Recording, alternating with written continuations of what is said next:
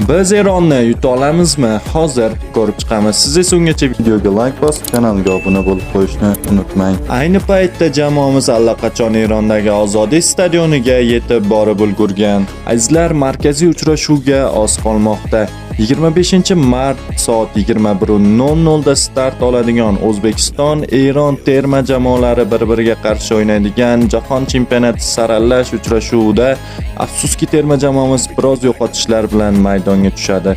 Jaloliddin Masharipov sariq kartochkasi sababli, Oston O'runov hamda Sherzodbek Nasrullayev esa jarohatlari sabab ushbu o'yinni o'tkazib yuborishi mumkin.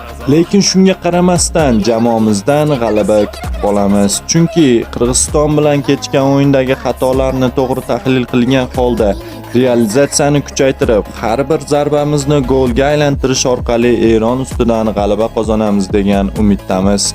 Va albatta oxirgi o'yin natijalarida oxirgi 6 ta o'yinda 3 ta g'alaba eronliklarda va 3 ta o'yin durang bilan yakuniga yetgan.